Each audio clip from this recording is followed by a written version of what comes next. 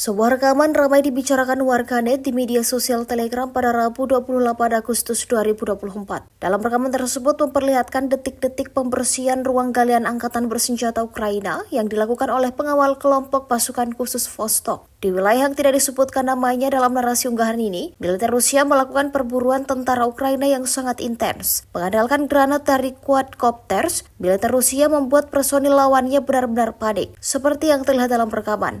Ledakan demi ledakan yang disertai kepulan asap tebal tanpa henti terjadi di posisi militer Ukraina. Insiden ini jelas menambah daftar kerugian panjang yang diperoleh prajurit angkatan bersenjata Ukraina.